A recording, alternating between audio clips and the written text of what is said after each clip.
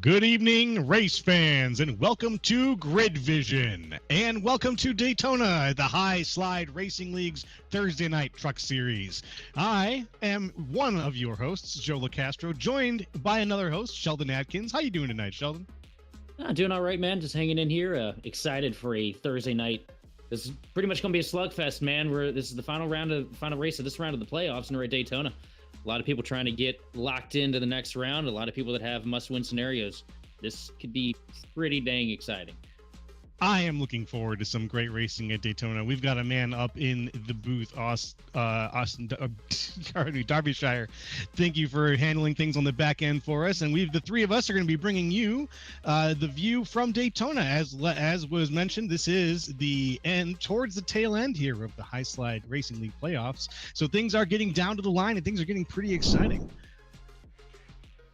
Why don't we bring things down to track level a little bit? And we'll get things kicked off here. How about some keys to the race tonight, Sheldon? Like a beautiful Lake Lloyd there on the back straightaway. Keys to the race tonight, man, I got to go with, well, first off, same thing I talk about most of the time we come to these play tracks. You got to find somebody to work with. You need somebody that's going to stay committed to you, somebody that you can stay committed to, somebody that you know is going to put guide you to where you need to be and not wreck the entire field in the process. Second of all, you'll need to keep your eyes peeled. There's going to be a lot of movement. You're going to have to keep eyes out on trucks that you need to avoid being around, the trucks you want to be around. You also got to keep your eyes peeled because you know there's going to be a big wreck at some point. You don't know when it's going to be. You got to keep an eye on the momentum of the pack and who's being chaotic. And then third of all, man, don't die. We're at Daytona. Do not die. You cannot win this thing if you've got 2.5 to 5 minutes worth of damage on pit road. Keep it one piece. That's true. That's true. Didn't quite catch that there from the booth. What'd you say? Oh, it looks like we got the picks.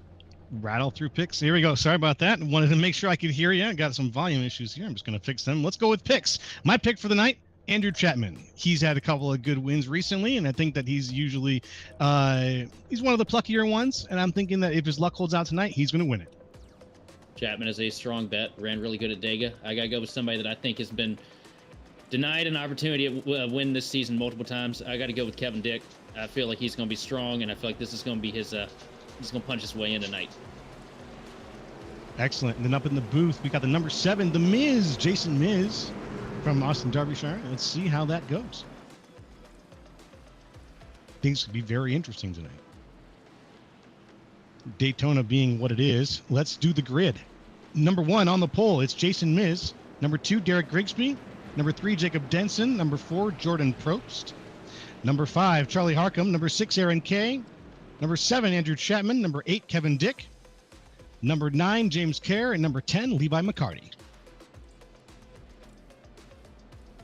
In 11th place, we got Joseph Cosby with Nathan Aldrich in 12th. 13th, it's going to be Scott Felk with Jessica Lucas on his outside. Sorry, mine. That's it. That's light tonight. That's all right. That's our 14-car grid, 7 and 7. As they come down and around, the lights are off, and we're getting ready to go. We've got 107 laps at Daytona, broken up into a couple of stages, but we'll see what happens here. Here's a quick look at the playoffs here. And look at this right here. You see you got the bubble line right in the center. The guys up top, those are the guys that are locked into the next round of the playoffs. The guys underneath, those are the guys that need to race their way in tonight. A lot of these guys are in a must-win scenario, so you're going to see a lot of crazy moves to try and get that playoff berth knocked out. Yeah, every we've got a stage, few of them in the every race lap, tonight.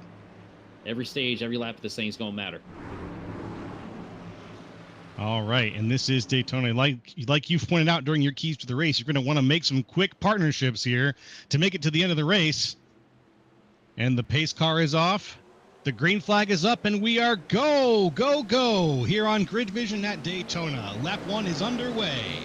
First one out, and the first one up in front is our pole position, Jason Miz right now. Inside line getting formed up really good. You see Denson already got the bumpers locked with Miz as they come down to turns 1 and 2. Miz is going to clear that outside line for now, but be expecting Probst and Grigsby to get a really good launch coming off. Not quite. They weren't able to get formed too well up there. They're still getting their momentum.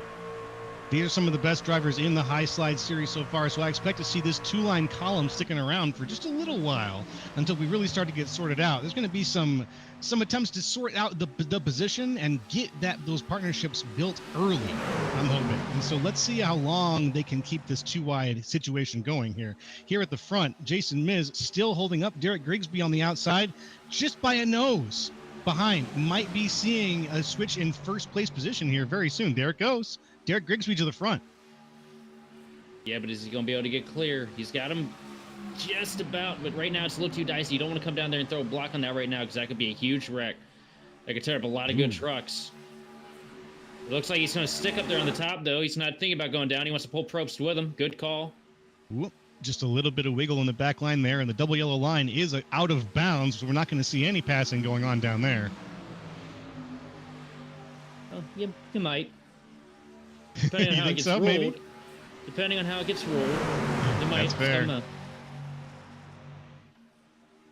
That was the rule. I believe that was a rule tonight, is that they're not allowed to cross the yellow line.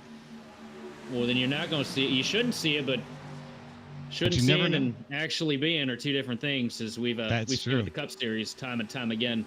And now the 91 of Jordan Probst is jockeying a little bit for that second place position, just pushing the number 5 car a little bit forward. Grigsby getting that push on the outside. He's still not quite clear enough, though, and it looks like even if he was, he's not going to quite take the bait and move down as the two columns still push into lap 3.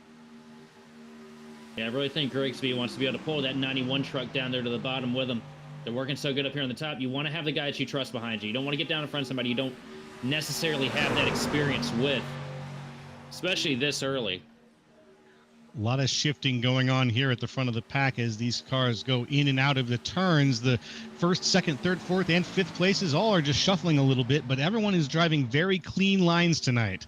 They've all sort of just settled into these two lines, and I'm anxious to see when someone is going to finally decide to make the jump from high to low or vice versa. Here was the 91, maybe signaling a little bit. The 25, that Virginia Tech machine, also looking for a place. Ooh, down to the outside goes the 7, Jason Miz. He's out of line now.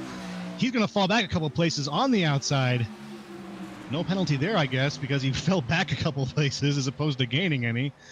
Not sure where that came from. Did you notice where that kind of maneuver came from? I didn't see anybody push him out.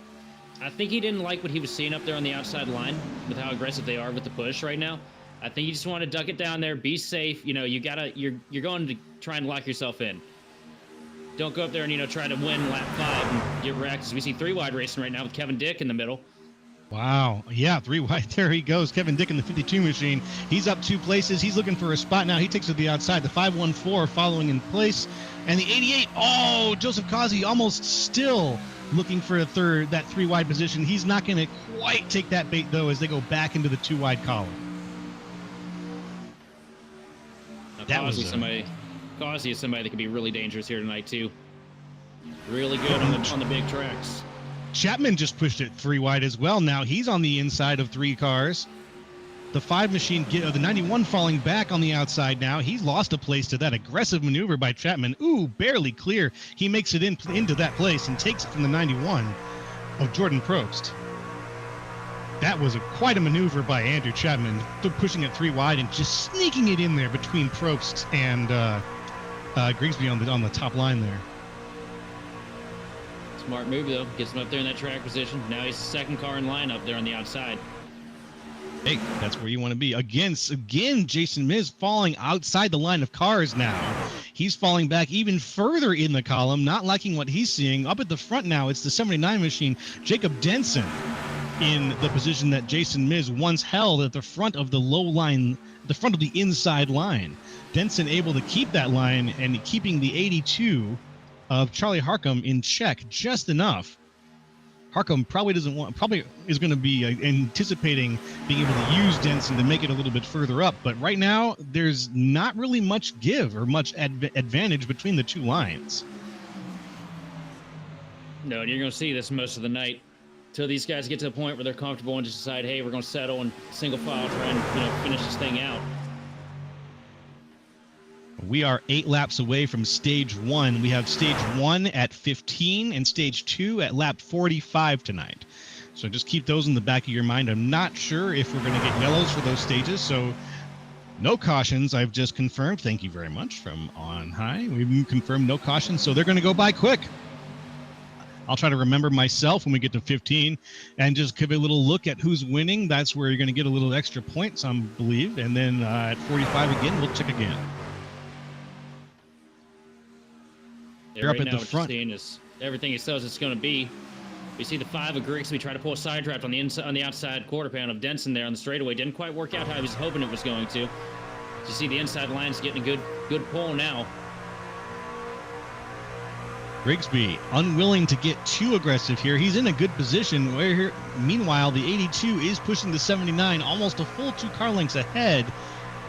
Grigsby back up on the top line, more in the middle though, not quite going all the way up, still in that good tire saving position for a nice long drive. The 82 wiggling just a little bit going up to the outside line. And again, Grigsby holding down that center line, everyone behind him just sort of falling into place. Let's see how things go for him. I think he's anticipating having the ability to stay out a little bit longer than the 79 and that inside line, who might be burning up their front right a little bit harder, just a little bit harder. But I'm not really sure how much. I can tell you that outside line here, outside, inside, doesn't matter what line you're on tire wear. It's pretty much a non-factor here at these super speedways. Oh, right, yeah. The heavy banking turns is not going to be as intense as a flatter track. Now, the reason why you're seeing the top line kind of slow down a little bit is I'm sure Chapman's probably getting close to overheating the engine. Kind of have to back off the pace a little bit. These things, they overheat really fast when you're tucked in behind somebody else. That's also part of the reason why you're seeing the 82 so squirrely behind the 79. But the second part of the reason why you're seeing that, little shake behind 79 there on the bottom line is the turbulent air in these things is so bad. When you're behind somebody, it feels like the front end of the car becomes a boat once you push that air bubble in the car in front of you. Mm-hmm. And it makes it real dicey. Yeah, it kind of tells you a little bit about how hard it is to keep these in line. Here we have a move now, 3 wide. The 5 of Grigsby falling back now several places as the inside line completely takes advantage. Grigsby lost in the shuffle as he falls back 4 places or more. It looks like here the 79 of Jacob Denson now in the front, Charlie Harcum right behind him as the inside line now dominates just that little bit. 3 wide, a little bit further back. There's a kind of a chunk of cars that are still sorting themselves out after that move. Unfortunate for Derek Grigsby, who was really doing a good job holding that line. Loses it for just a moment. Everyone takes advantage of it, and that lack of push just cost him a lot. He fell back a few places. He's back in line now. It looks like they've sorted themselves out, but up at the front, it's the 25 and the 79 running real close to each other. Inside line still looking stronger. It just looks like they're able to keep formed up, keep each other's bumpers better than the outside is right now. I think you're onto something there. Probst's getting a little look-see on the 25 machine down the back straightaway. Tucks back in line, going into the corner, not going to throw it 3 and put everybody in a risky maneuver. But Probst's been working his way through this field here, trying to get himself up to the front, making some pretty good moves. Yeah, we've seen him move up just a little bit now. Probst is actually down 1 position. He's been holding on to positions as guys around him have been moving up through him. Charlie Harcum, Andrew Chapman, Jacob Denson, these are 3 guys who are at the front right now from 3rd to 1st, and they've all moved up positions. Probst is the only guy who's still in the position he started the race in. So he's bouncing between 4th and 5th, but he's holding on to it amidst all of these changes and these opportunistic moves. So I think it's just a matter of time before he gets his chance to make that move. And we'll see when it comes. I'll tell you, he's hoping for anything but a 2nd place tonight. Trying to beat that watermark that he set all year with a consecutive runner-up positions pretty much all year round. Oof. It's fun to be a silver medal until you're the silver medalist 5 times. Or actually, whatever his statistic is here. But I can see the sentiment. He wants a win. Now it looks like Denson and Harcum on the inside line. So, man, Harcum has just been glued to Denson this whole race, and that has been a really impressive pairing of the 2 of them. Neither one of them succumbing to that air you mentioned, that bubble problem. Harcum is just locked in on the back of that B&H Racing Team 79 machine, and it's paid off completely. Jacob Denson has been in that position and holding that position virtually the entire race so far. As we're on lap 13 now, almost to the end of stage 1, it's going to be kind of a toss-up between Jacob Denson and Andrew Chapman for who's going to win it based on where they are in the turn, or where they are coming out of these turns. I'm not really sure who's going to win stage 1. Who do you think coming around 14 now? Who do you think is going to take stage 1? The inside line? I think that bottom line's got it. They've been hooked up best this entire run. Outside hasn't really been getting them big surges, but it's also a smaller field, so it's going to be harder for them to do it. They don't have as many trucks, as many bodies out there to kind of move it forward. Yeah, with 6 cars down there, and not as long of a train, and it's still going to be just enough for them to hold on to the lead now. Coming down in front of the grandstands as we cross the line into 15. I think it was Chapman. Is it Chapman? Chapman got it. He proved me wrong, and here comes a huge block on Denson. Wow. Down to the bottom. Big move. Denson not happy with that stage loss. I believe that was the stage marker there. If not, it's this lap here. Try and take the momentum on the outside. He's going to try and get back to the lead here. Looks like he's going to be able to do it. I think he's going to be able to get down in front of Chapman here. Not quite, a little too late. Nope, a little bit too late. All right, here at the end of this lap is going to be the stage marker, and we got 3 wide now for second place. First place looks like it's going to be Andrew Chapman, but that second place is getting sorted out here as the 79 machine of the 79 machine of Jacob Denson is in the center now. It falls back a little bit. He's wiggling. We got a wreck going. The 79 of Denson started it all, I think, with a little bit of wiggling, and now the 75 is spinning. That's James Kerr. The 79 was up into the wall, and there was another car that went down on the inside. I didn't quite see who that was that got caught up in it. Boom. There's the 75. Oh, and that was, I think it was the 52 of Kevin Dick. It looked like Lucas that got turned up on his side there. And 32. It's a rough break to start this thing out. Only 15 laps in. We just finished stage 1. Stage 1 was about as clean as it could be, even with a couple of big moves from some of our best drivers. And here at the start of stage 2, that's when the shoe finally drops. We've got it. Our first wreck here at Daytona tonight, our first of hopefully only a few, with only a couple cars involved in it. Let's hope everybody can get back out onto the field. That is such a huge shot for the 32. Oof, yeah, he really got under him. Him and the 75 probably have suspension damage after that too. Yeah, you see the whip on the 32, it definitely knocked a toe link. He got under him good. He's still out there. Let's see it. Oh, from the inside the gyro cam there, that lucky he didn't have a flip situation where he would have even more damage. He kept it on all 4 as soon as he got back down. But that was a big hit. That was a very big hit. And it looks like Joshua Lucas is taking that into the pits.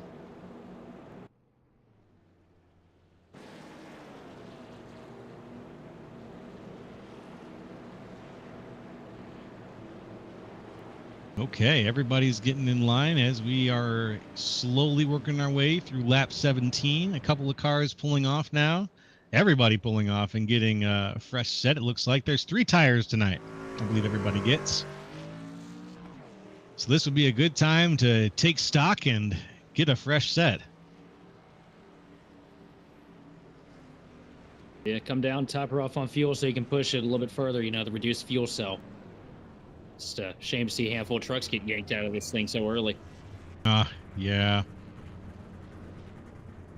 But it's one of those things about super speedways is that when it does happen, it's like watching it happen in slow motion.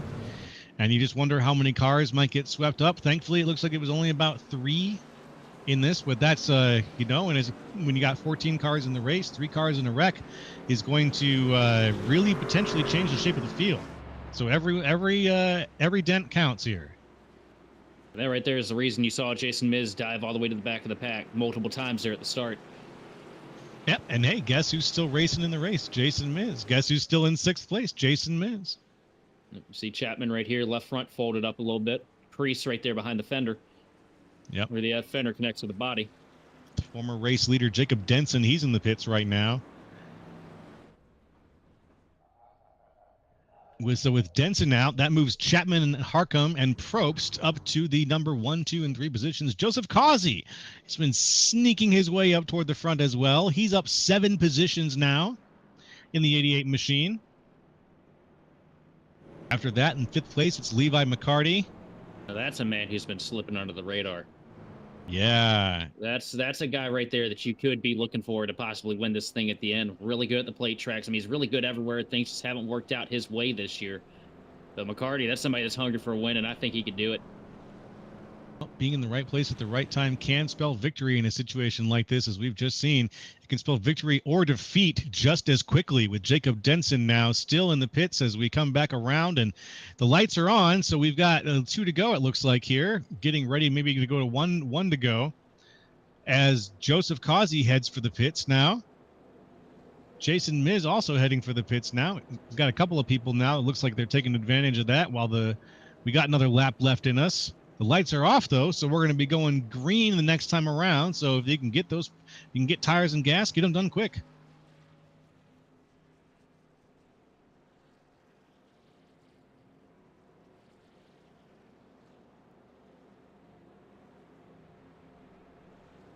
All right.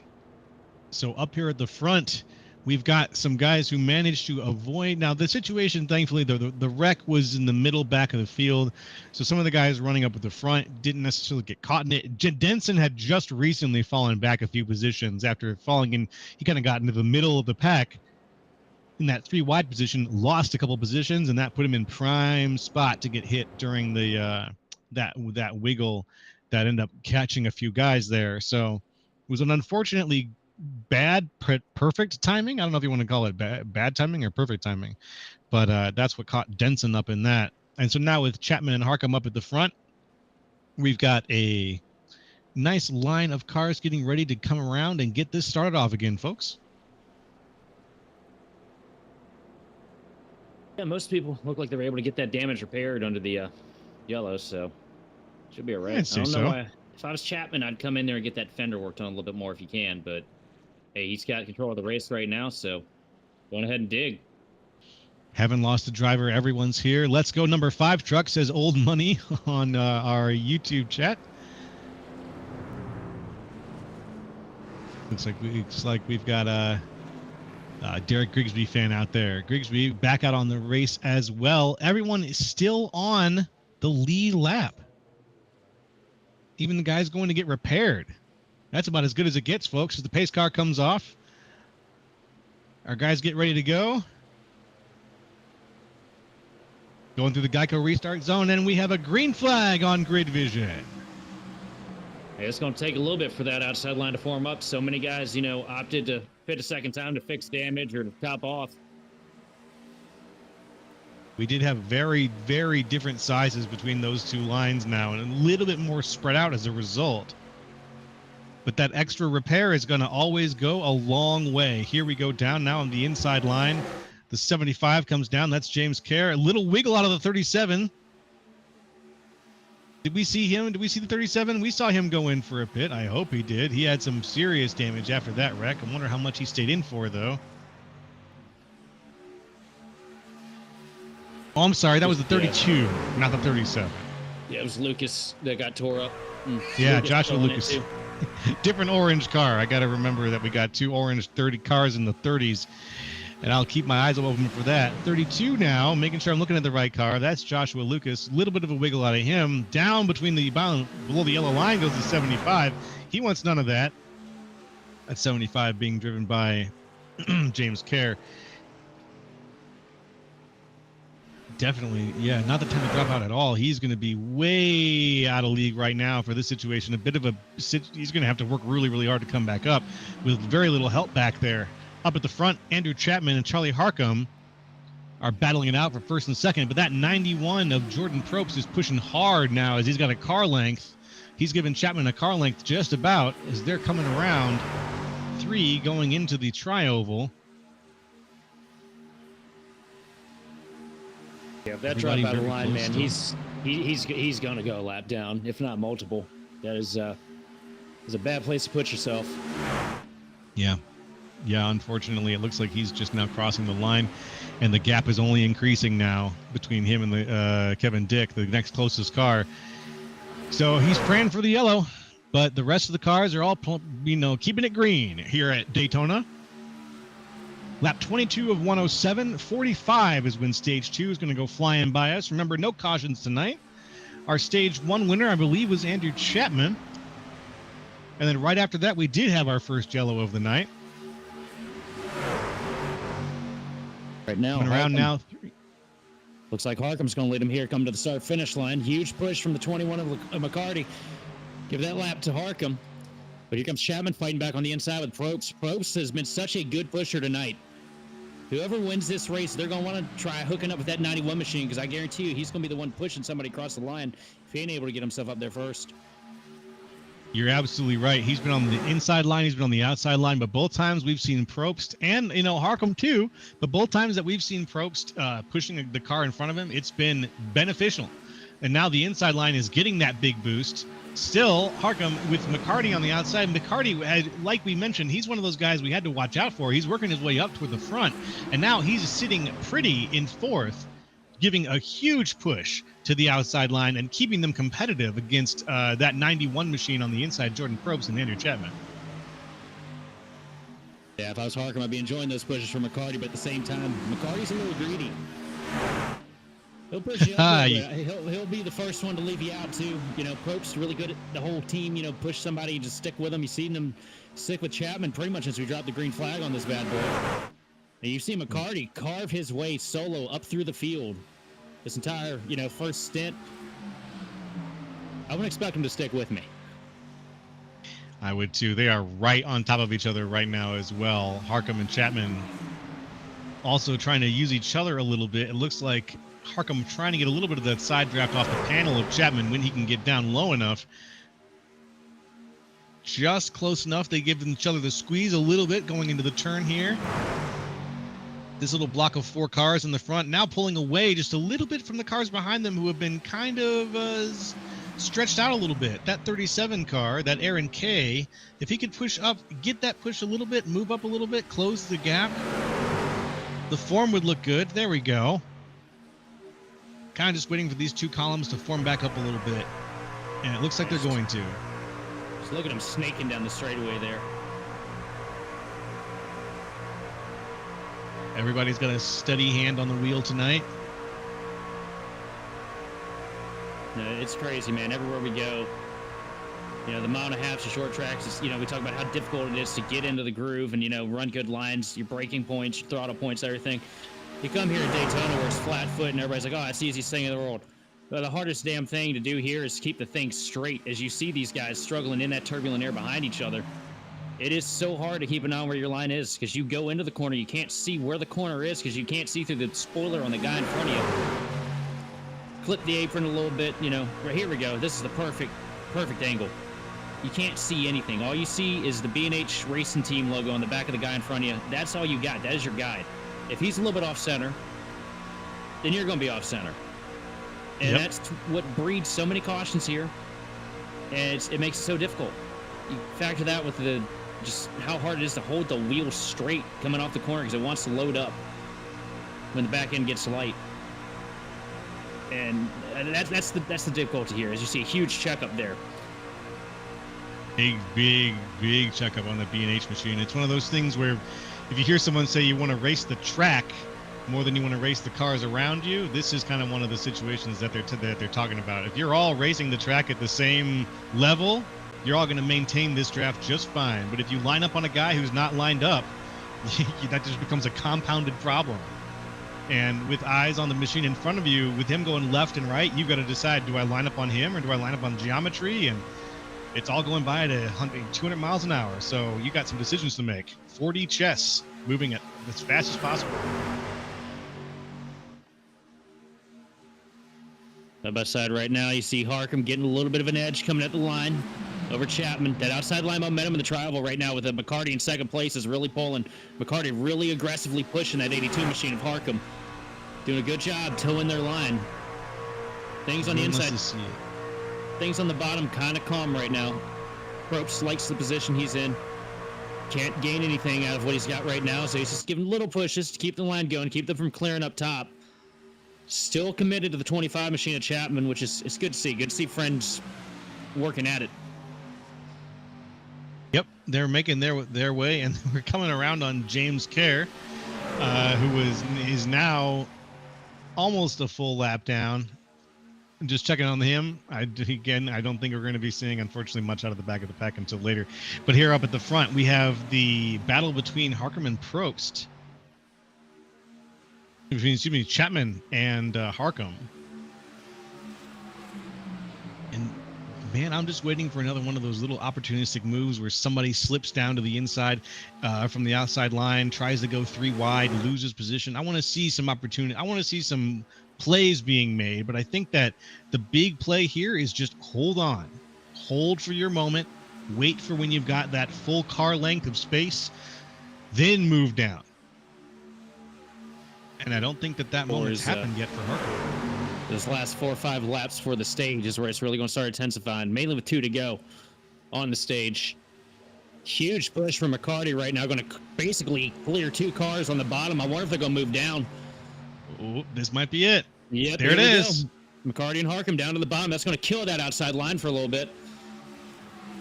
Yep, there they go. They're all falling back now. Chapman holding on to his 3rd place. 91 of Probst also holding on to Chapman as best he possibly can. That 2-man team, though, that Harcum and Lee McCarty, they were thinking as one. Very, very good pass for the 2 cars as they push each other way into the front, going into lap 30. They're going through lap 30, pardon me. It's going to be a couple laps for that outside line to be able to really build the momentum. They're also going to need a handful more cars, too. Right now, they're just barely hanging on. As you see, it's like 3rd and 4th. Going to look up to the top here. Probst and Chapman. Chapman going to leave the charge. Probst is going to get hung out, though. He's going to be stuck on the bottom. I think that's where he wants to be, though. Chapman just was not happy with that positioning that he was left in after that big move. He really wanted to be up at the front. It looks like he's willing to push himself back up there now. Nope, he's going 3 wide on the outside. He's losing a couple of places now with no help. He's going to fall back. What was a position of a 4th place for him is now looking like it's much more like a 9th place position. I think he saw something that he didn't like when he got up there to the outside. Wanted to get away from it before it was, before it was a problem. Chapman, a lot of experience here on the service.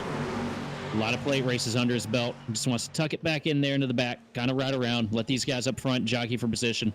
Ooh. And jockeying they are as McCarty falls out of position behind Probst. He's trying to get in front of him. They're on the outside. Here comes the 32 of Josh Lucas.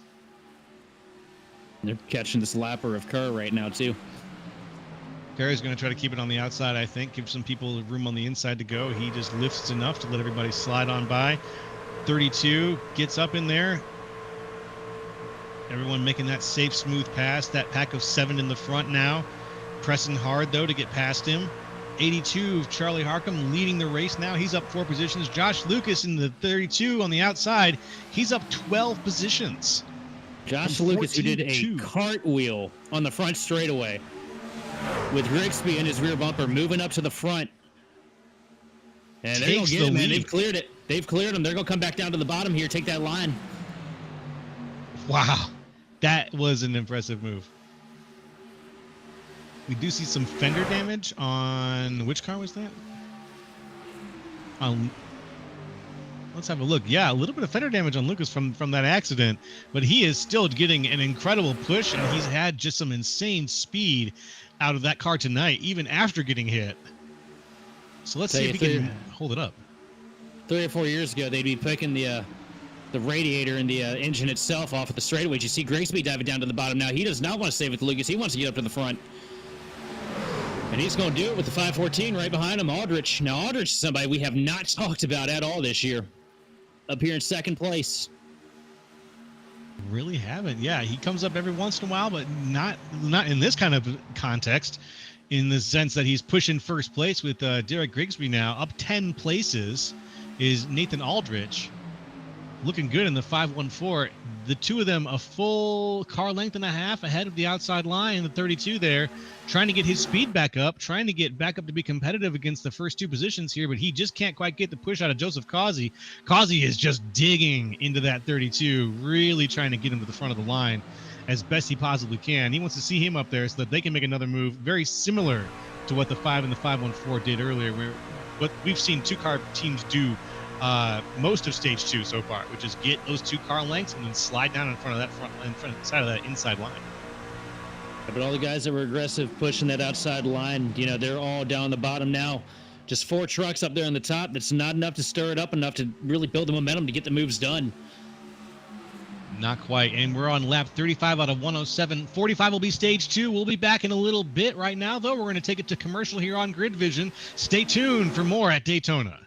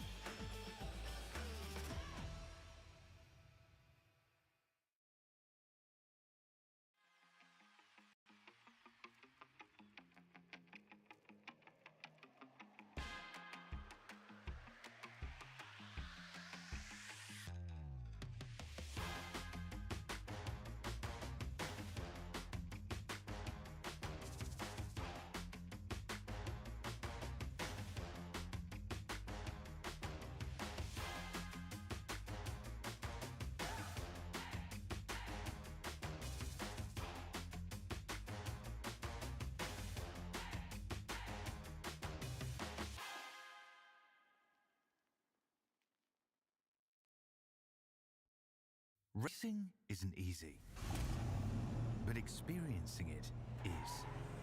iRacing puts you in the driver's seat with the industry's leading sim racing game.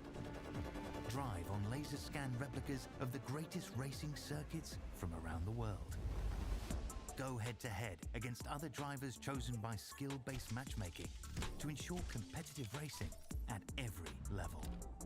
Compete across all your favorite series. In officially licensed cars, engineered to deliver the most accurate driving experience possible.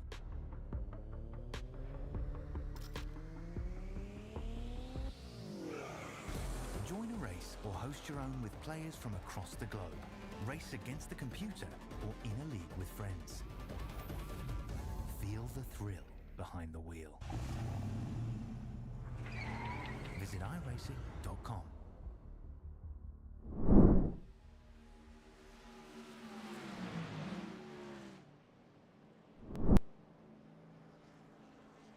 And we're back with the High Slide Thursday Night Truck Series, folks. Welcome back. I am Joe LaCastro, your GridVision broadcaster extraordinaire, joined by another expert in his field. Sheldon Atkins, how are you? Hanging in here right now. We got some green flag pit stops. You see the 91 machine of Probst in here. Also saw the 32 of Lucas. Everybody coming in, getting a top off. Got to come in with people. You can't come in alone here. No, Causey, your no, no, leader no. at the moment, with a mirror full of Jason Miz. Joseph Causey has smoothly rolled into the front place position now. Jason Miz in second place, pushing him there. But as the whole field looks like they all just moved off and are now sliding their way across the line, trying to make sure that they can get slow enough to avoid any flags there. It looks like they all made it just fine. 40 out of 107. Now, you think most of our drivers could make it after this pit stop to the end of the race? Absolutely I'd say not. So. I'd say Absolutely no. not. No, the reduced fuel cell. I don't see him doing it. Oh, right, the reduced fuel cell. I keep forgetting about that. That's my bad. With that, we're probably going to have at least one more green flag pit stop as we are coming to the end of stage 2 very soon here. We got at least 2 pit stops left, it sounds like, based on the end of that was nervy. What's going on here. Ooh. McCarty, a little bit of a misaligned with Harcum. Almost became a mess right there in front of the guys that just came out of pit road. Everything good there. Everybody got together. Causey back out now. 514 machine of Nathan Aldrich finally gets place in line. Those green flag pit stops can sometimes lead to messy re-entries, but it looks like everybody is back on the road. We've got only James Kerr still back a lap. Everybody else on the lead lap still working together and yet fighting each other for first place here at Daytona this Thursday night. This is playoff racing, folks, so we're going to see some of the most desperate racing we can see as a few of the guys in the race tonight are just at the line of the cutoff. I think one of those guys... really bad round of stops for Nathan Aldrich, Derek Grigsby, and Aaron Kay, and Scott Phelps. They're way behind. Yeah. And all separated, too, so they're not going to be able to close on this pack.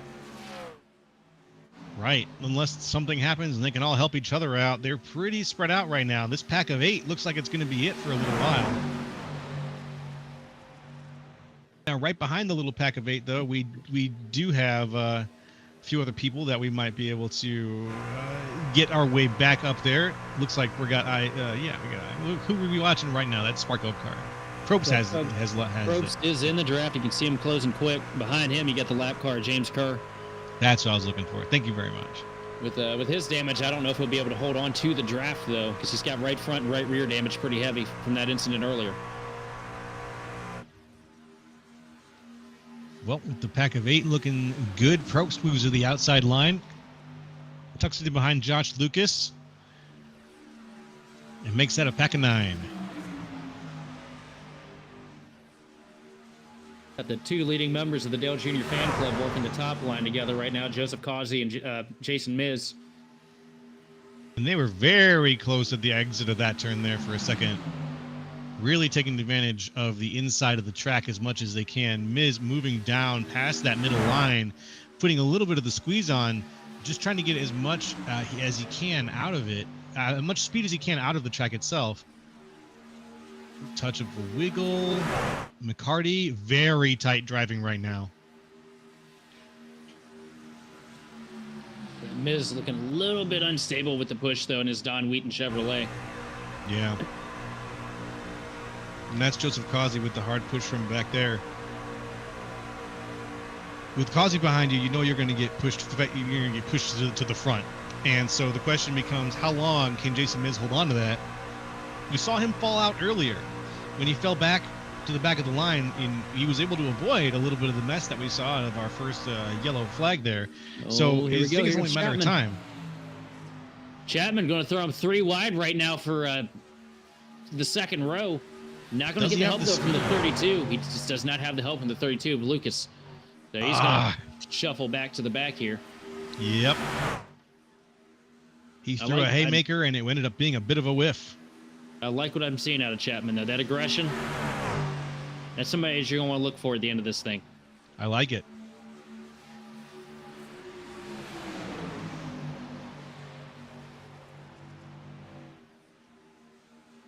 back into the inside, the outside. He's making his choice. It looks like he's going to tuck in behind Probst now. Oh, Causey with a look down to the bottom. Miz with a block. They're going to get lined up here on the bottom. They'll keep working together. Outside line's going to go backwards. Rough place to be if you're Probst or Lucas. These guys, it looks like everybody's trying to single file out now. Just log laps, get this thing over with.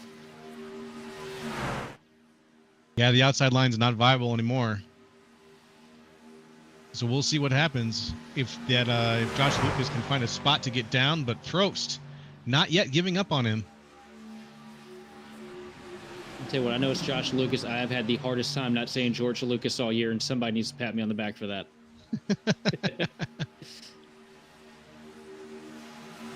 And we did pass 45 there, I think, just a minute ago. So at the end of that stage, I think it was Jason Miz at the front of the line for the Stage 2 winner. I'm going to double check that in a second, but I'm pretty sure I don't have to. That was Jason Miz. We'll go back and look. Here we are. Harcum on the inside. Might have been Harcum on the inside, actually. Let's see what happens here at the line. Huge push from Causey. Yep, here we are. Jason Miz, Causey, Lucas, and then Harcum. Very good. That was his moment. Still sitting up at the front there. That's Jason Miz.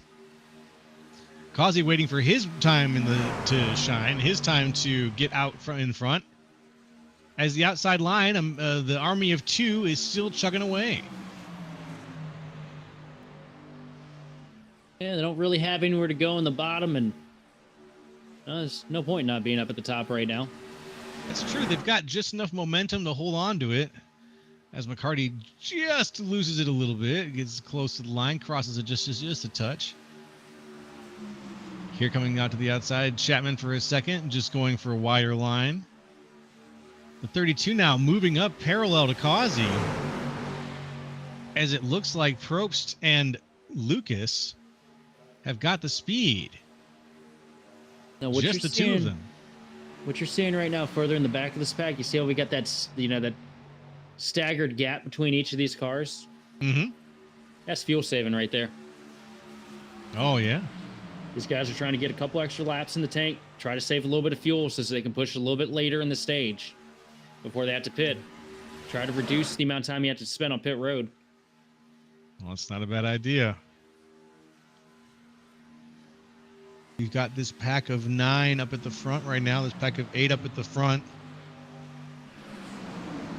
All pretty well sorted out for this last stretch of the race here. We're coming across the line towards lap 50. After that, we'll have another 57 laps to go. Don't start doing that. You'll get me with it. I need my coffee. I admit it. Or maybe a nice Mountain Dew. Or a delicious ice-cold Coca-Cola Zero. That's the idea. Hey, something bracing. Yeah. Presenting sponsor of the eNASCAR Coke iRacing Series. I think those are the rest of the words that Darby wanted us to say. Gotta make our producer happy. No, that was a real some... one you just cracked. Nice. That was a good button we pushed. That so sounded authentic. like a soundboard. Whew. Now here comes that nice single file line. Up at the front, Jason Miz, followed by Joseph Causey, Charlie Harcum, Levi McCarty, and in 5th place, Jacob Denson. In the 79 machine, he was a race leader for a little while, now holding on to 5th place. McCarty staggered that line a little bit. Like you said, might be looking to be saving fuel just a touch. Yeah, just everything you can to keep a little bit of extra in it, because you never know if we're going to have green-white checkers. You start saving early. You're typically good to the end if you do it. It's better to have it, not need it, than to need it, and not have it. That's right. Good move. And let's check up on the 5 cars in the back of the pack because they've all gotten together. It's been a nice little set of cars in the back of the pack now. We've all teamed up a little bit, trying to make sure that they can stay as a crew going around. So now we've got 2 packs on the field. One working their way through the first part of lap 51, and the other one about to cross the line from lap 50. What's devastating for these guys is they're as formed up as they can get right now. Nose to tail sending it, and they're losing time to your leaders who are trying to save fuel right now. Oh, Miz just about got turned there on the front straightaway by Causey. Oof, that was close. Little off center, and the tri-oval is a quick way to wrap the thing around the wall. Good job saving it. Good job for Causey to back out of it and acknowledge that they had a moment happening in front of them. Yeah, when you're really trying to figure out what your line is through that oval and you cannot see when it starts or when it straightens out through the car ahead of you, you're really relying on that guy, like you said, to be square and to be online. And if you overcorrect or if you can't quite anticipate what's going to happen, you could easily be the person who overdrives your car in what should otherwise be a very rudimentary part of the track. And one driver trying to stir it up, tired of running single file already. Not surprising, Andrew Chapman up there on that outside line, trying to pick up some spots. Looks like he's in position to possibly get one here, getting a little bit of a side draft. And the machine does inside. Not able to clear going into 3, though. Not quite, but he's got the right idea, and I think that aggression out of Chapman has been fun to watch so far tonight. He's been one of the drivers who's been looking for these opportunities, been looking for places where he can really just shoot the car a little bit and see, hey, is this going to work? Is this going to pay off? And so far, he had one that we saw didn't really pay off for him, and this one, well, he's really trucking next to McCarty there. I think he doesn't quite have the side draft on him anymore, but if he can hold on, he might be able to at least lock into position in this bottom line again in a favorable spot. Well, this one for Chapman, man, it's pretty much a bring home the hardware, bring home the steering wheel. You know, he's already got the win, locked into the next round. Just in it to go and see if he can get himself another dub. Have fun here at Daytona, too. You know, no point in him riding around in the back of the pack and just hanging on. Go out there and send it, see if you can't bring it home. Absolutely. And we've been seeing him send it all night. He's been doing pretty good. Everybody's staggering a little bit as the snake works its way around through the start zone. Up at the front, it's Miz getting pushed hard by Causey again. I almost called him McCausey because we have McCarty in my vision there. But McCarty is in 4th place. Causey is in 2nd. Causey with some speed now. He's looking to give the bump maybe to Miz. He's very close to him, trying to get him even further ahead. Maybe push him into a turn. And we'll see if that can maybe get under his skin enough to let him give the 1st place position back to the 2nd place of Joseph Causey. Jason Miz back up where he started this race in the pole position, actually. Being one of the drivers we've seen being more cautious tonight. It's nice to see that he's back up at the front of the race again as Causey is tucked in behind him. Harcum in 3rd place. Andrew Chapman on the outside line in 4th. He's got a lot of good help right now behind him with that 88 machine of Causey. Causey has shown that he's committed to working with that 7 machine tonight, trying to get him into the next round of the playoffs. Yep, that's a good way to look at it. He really has been committed to that. He has not been throwing any moves on the car. He's been pushing as opposed to sort of showing or like flicking his way into the situation to see if he can get into his head. No, he says to Miz, hey, if you're in front of me, I'm going to be pushing you. Let's get you up there, man. Yeah, 2 of them good friends, and I believe teammates. Don't hit me if I'm wrong. Pretty positive I won't. They are, though. I was thinking about it, though. I'm glad you said something. McCarty with a dive down to the bottom. He's had a few of those, I've noticed over the last couple of laps, where the one person crossing down to the inside, maybe to avoid something, has been McCarty. And I've been wondering what's been getting under his skin a little bit as his car dives down across the line. He's just not quite had the cleanest line. In the situation that he's in, for me at this point, it's typically boredom. When nothing's going on, man, Daytona is one of the most grueling places, one of the most taxing places mentally to be. Because you hold the gas, you turn left when you're in a situation like this. That's a good point. Your brain is reaching for some larger strategy for you to hold on to. Oh, there we go. McCarty now way down to the inside as we see some guys diving in to get that next pit stop in. It's lap 57 out of 107, so this will be one of 2 pit stops that'll be going on here for most of these cars. Up at the front now, still in the race, it's Jason Miz, Joseph Causey, Andrew Chapman, Kevin Dick, and in 5th, Jordan Probst. And I think we'll probably see all 5 of these guys pitting in on this lap. We'll see. That will mix things up just a little bit, though, as we've got some of the cars coming in who were in the back of the pack maybe. Now they'll have a chance to possibly group up, depending on how their timing of their pit stops work out.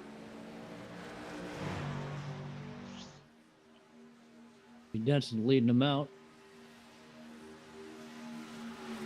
A couple guys keep saying they're coming in this time by.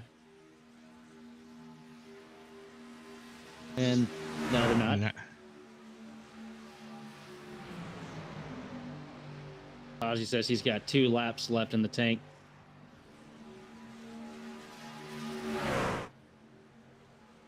Sounds like a lot of teamwork going on tonight as they make their way up to the front. Miz and Kazi working on strategy. Heard Andrew Chapman in there a little bit too, talking about having only about 2 laps and change left in their tanks.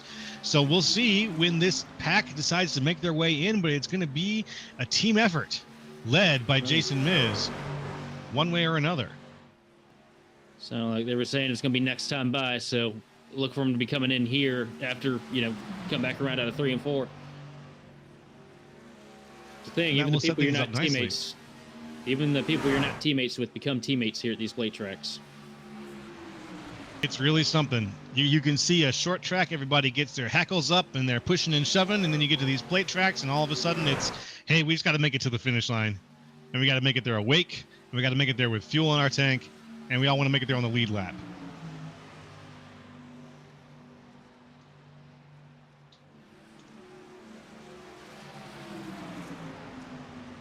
See, they've worked their way past the 32 machine of Lucas here.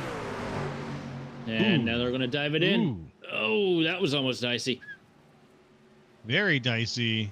That might have held somebody back out on the track. It did. Someone did not pit. Kevin Dick. Kevin Dick is still out. He was not part of that group. Yeah, he had the 32 machine down there in the bottom. I wonder if that was unplanned, probably. I'm guessing that Kevin Dick probably wanted to pit, but with the 32 coming up, he didn't have a good spot for it. But let's see. We'll be able to confirm that if he pits this next time around, which he very well should. He'd be running out coming through 3 and 4. It could be a heavy loss for him today. Oof. Our one Canadian car. Up here he is, bringing it down pit road. Very good. That's heartbreaking for him because now he's got to pit alone. He's going to have no help. Yeah. He slowed up to get in the last lap. That is a huge loss of time. Very bad timing. Unfortunate shuffle from the lap car there of Josh Lucas. But you know what? That sometimes is the way it goes when it comes to the timing of these green flag pit stops. And you've got guys who are pushing it, not pushing it, riding the line, not riding the line. These kind of things are going to happen. So let's just hope that it doesn't hit him too much, but it is going to set him back a little bit. It's going to be a lot. He's going to need a caution here to even think about being competitive. Yeah, I hate calling for the caution, but that would be the one thing that he needs. Here we are, a little bit side-by-side action here. Kevin Dick flying out of pit road right now.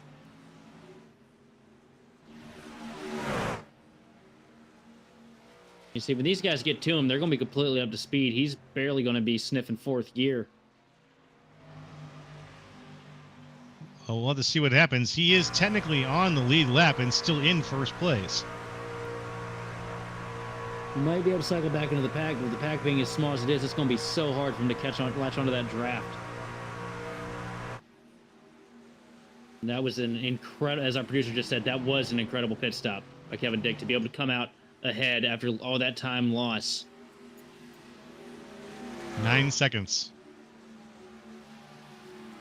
9.18 it says here. And here they come. That's not factoring the time in and out of pit road, too. That is an impressive stop to be able to make that work. It looks like he might be able to cycle back in if he can just sniff the draft off of somebody. There it is, right there. Kazi lets him see a little bit, and he's in. Back at the back of the pack. sitting at number 8, but still sitting on the front of the lead lap. It's Kevin Dick. It was 3 seconds less. faster. Yeah, on wow. pit road. That's incredible. Some beautiful numbers out of that today. That's what you like to see. When the strategy looks like, when it looks like the math is against you, you just work every single ounce you can. You squeeze every bit of oil out of that olive, and that's what you get. I'll tell you what, if he manages to win this thing, that right there is the move of the race. That's true. That's very, very true. Up at the front, let's take stock on how things are going. Jacob Denson is back in the lead of this race, folks. Levi McCarty is second, Charlie Harcum third, Andrew Chapman fourth. With just a little bit of a gap there between the front three and him. It still is at anybody's race tonight as we are going into lap 65 out of 107. Everybody's still committed to the conservative strategy right now. Just stay in line, save a little bit of fuel, keep the fenders on the car, don't get out there and race too much. And not much of a point, man. 65 laps in, we don't have another stage until we throw the checkered flag.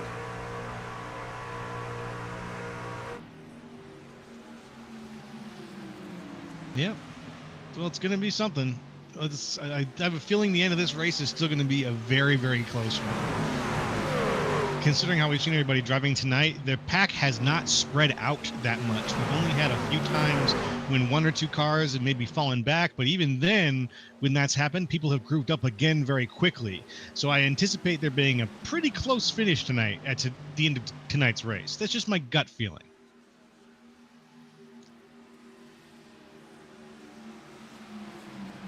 There on the outside goes Scott Feltz, falling back a little bit. He's one of our lap cars. As the pack makes its way past him.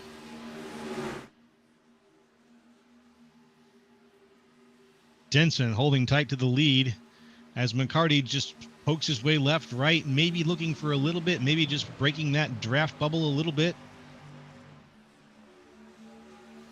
Can't quite keep it down as low as he wants to, though. Maybe intentionally looking on the outside.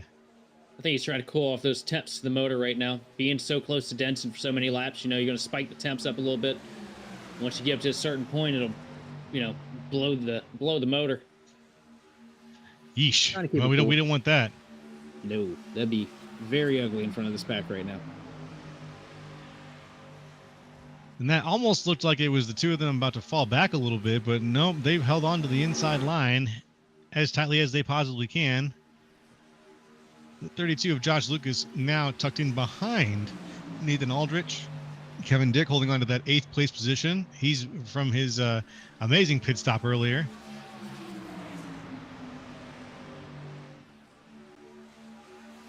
And this race is a gorgeous single file right now. Little bit of look to the inside maybe from Charlie Harcum, but nope, he's going to come back down. Jacob Denson. As a move can't quite be made. Harcum doesn't really have the help he needs to be able to materialize anything because Chapman is hanging so far back right now trying to save a little bit of fuel. Behind him, we got Probst and Causey. The tag team partners, Causey and Miz, tucked in the middle of the pack right now. You know they're going to be making a charge here before too long. I kind of want to see it. I'm waiting. Sort of on pins and needles, waiting for that drive, waiting for the next hero to step out and say, "Hey, I'm here and I'm going to win this race." But I want to see what kind of speed they can get. And while we wait for that to happen, we're going to take it to commercial. So we're going to be right back here on GridVision. You don't go anywhere.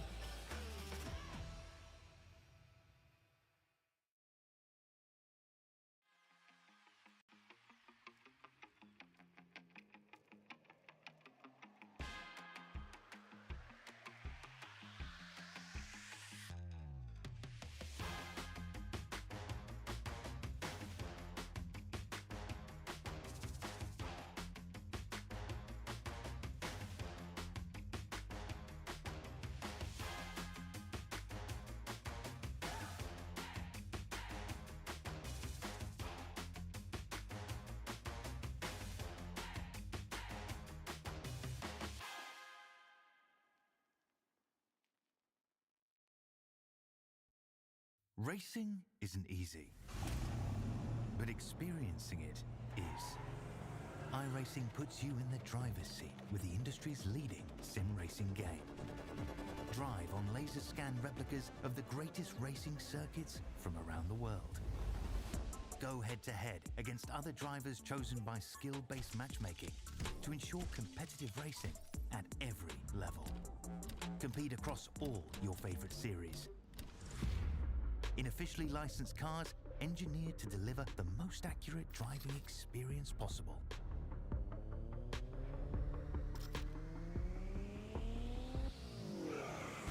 Join a race or host your own with players from across the globe. Race against the computer or in a league with friends. Feel the thrill behind the wheel. Visit iRacing.com.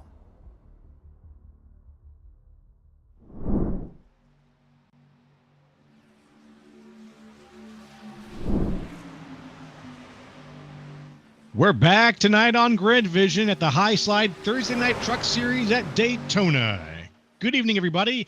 Joe LaCastro here in the GridVision booth, joined by Sheldon Atkins and Austin Derbyshire, bringing you the best in iRacing, live racing content that you can find on YouTube. I dare you to find better anywhere. That's right. And right now, we've got High Slides Thursday Night Series. We're on lap 74 of 107. Currently leading, it's Jacob Denson, followed by Levi McCarty and Charlie Harcum. It's been pretty smooth for the past couple of laps here. Back from commercial break, not a lot of shifting going on. Just looks like Jacob Denson leading things into the last stretch of this race. What are your predictions for the end of this race here, Sheldon? Well, I'm expecting these guys. We got another pit stop left to go. I'm expecting the single file Congo line until we get done with that pit stop, and these guys know that they are good on fuel. And then from there, it's going to be anybody's race to win. You're going to see side-by-side, possible three-wide. Not a whole lot that these guys can do with the reduced pack size tonight, but people are going to be making moves. Whether they're the right ones, that's going to be up to time to tell. Yeah, yep. And I think that single, like you said, that single file line that we're at right now, it's going to persist until somebody finally makes the dive for pit road. And that's going to be dictated largely by either Jacob Denson or Levi McCarty. We'll see.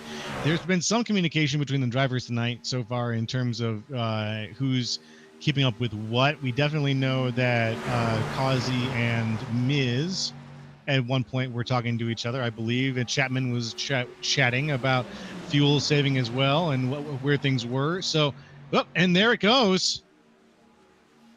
As we talk about it, Jacob Denson makes the play. So does Levi McCarty and Charlie Harcum. As Andrew Chapman and Jordan Probst and Causey sail past. Only 3 trucks breaking off there. Here's the early bird strategy. Let's see if it gets the worm. For one of these 3 cars, keep in mind Denson, Harcum, and McCarty. Those are the 3 names to remember. Well, they're determining how many laps of fuel some of these guys have left, so we'll get that to you as soon as we get it. Did you see Denson leading the charge out of pit road over McCarty and Harcum? Yep. Leaders have 3 laps of fuel remaining right now, so they'll be coming in here very short. Very soon, yep. Either this one or the next one around. As our 3 from the pit road are now making their way back out.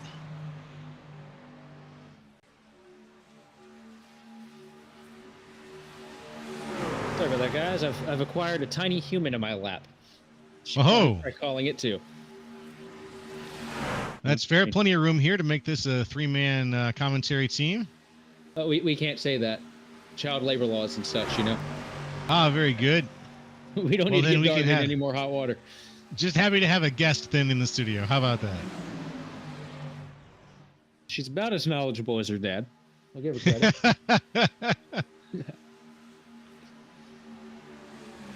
Which means she probably knows twice as much as me then. It's about a toss-up. You just got to ask some more questions, man. Anything you want to know, let me know. Working on it. Ow. And I'm getting beat But up. so far, so good.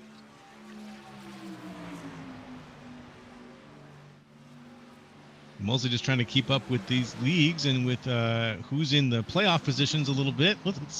While we're going around, maybe we want to take a look at the championship standings. We get those one more time. So the names that we want to see who are right there at the bubble line, that's Harcum and Grigsby especially. Those are two guys who are looking to make a move tonight and to finish high. Josh Lucas could risk it a little bit if he and Charlie Harcum or Derek Grigsby end up switching places. We don't see Ed Shearer Jr. here tonight. And don't forget 11th place in the standings too. Kevin Dick sitting right now in 5th place on the track. Been running a really good, clean race, making a lot of good, smart calls. There is an opportunity of the 52 machine working his way into the next round of the playoffs. And honestly, I think he's one of the most deserving drivers of that position based on what we saw earlier in the year. But sometimes being, good doesn't always pay off when you need it. And the 91 of Jordan Probst is putting on an absolute masterclass of how to push a car right now. He is within inches on the bumper of Andrew Chapman without making contact, keeping it in line, gentle corrections. Oh, as I say it, right there, baby. As I say it, that was an opportunity for a non-gentle correction. Makes it work. When we were talking earlier, man, when I said all you can see is that huge spoiler, as Junior refers to it as, and the rear deck lid of the truck in front of you. That's all you can see. You don't know where you're going. A lot of time, you're just pretty much blindly following the guy in front of you, hoping that he has it figured out. And if he clips, maybe a 16th of that apron, odds are you're going to clip a lot more than just that. And then it just becomes a whole mess behind you. As you see, Probst moving up to the outside, wondering if Kazi's going to go with him. No, Kazi staying on the inside, pulling Miz along behind him. Ooh, that could have been one of the biggest moves of the past couple of laps there, but it looks like it all settled back into place very smoothly.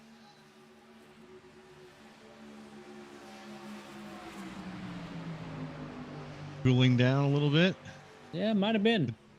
Good call there. See, there you go. You're picking things up, man. Don't be roasting yourself. Come on. Thank you. But I have an angel on my shoulder. Hey, it's okay. You do a lot better than Fox does nowadays. So. Oh, roger that. Darby would be proud if he knew that I was roasting Fox right now. Oof. And here we go. Everybody diving it in. Here comes a big dive from the rest of the pack.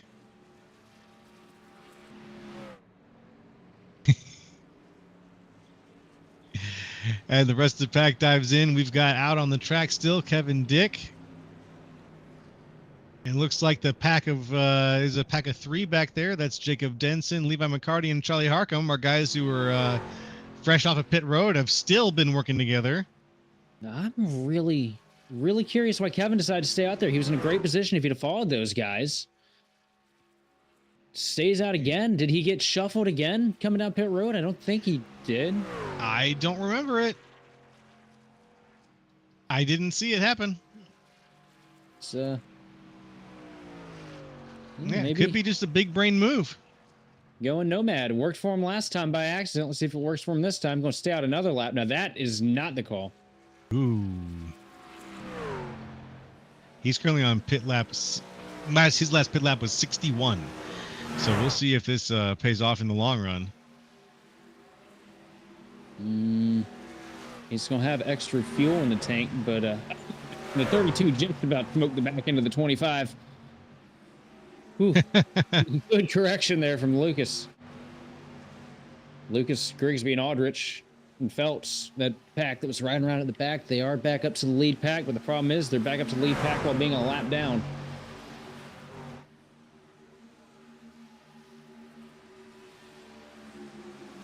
They are just a little bit down. Kevin Dick now making his play down to the inside. He's looking for his pit.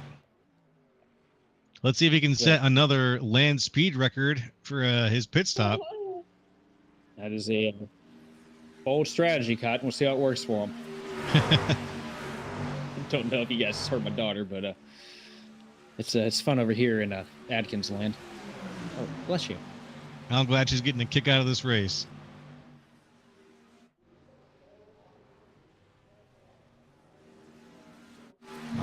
right. Kevin Dick making his way back out of pit Oh, road, yeah, but here on the road, it's a massive loss for Kevin. He's not even going to be into second gear by the time these guys have gone by him. And you see they've already blown past him.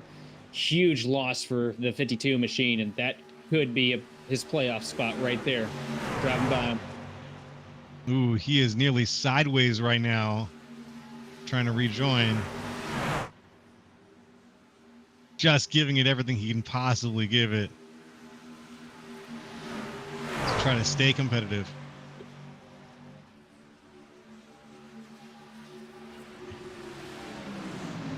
Here we go. Now we got Probst and Chapman side by side here. You got Josh Lucas getting a push from the 25 machine of Chapman up here on the outside. Chapman finally wanting to stretch his legs and move. He might have it in the partner of the 32. Yeah, Josh 32. Lucas. That 32 does not want that 25 to get away from him, because that 32 is still torn up pretty bad on the right front from the incident earlier in the race. Chapman behind him is really helping him move forward through this field. He's giving it back. He wants that lap back. Yeah. Oh, there we Chapman go. See, that's could what give it happens to when him. I forget to read. Miz is coming up now. Chapman down to Chapman the with a inside fade again. down to the bottom. Whew. That was dicey. Yeah, it was dicey. He just ditched on the 32.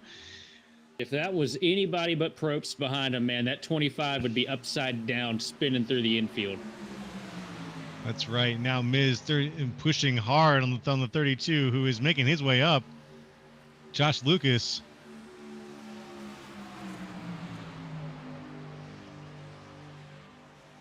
Jason Miz, technically our fourth place driver right now, working hard to get Lucas up a little bit further so that the two of them might be able to have a more favorable place to move down on the line. And if Miz is able to get this thing done tonight, Miz, such a good plate racer, good driver most weeks, just hasn't had the opportunities, the luck, the things work in his favor all year. If he's able to get that thing up there, it's going to be the biggest spoiler of the season, because he'll be the first non-playoff guy to win since we've entered the playoffs here. He's got knocked out last round, unfortunately.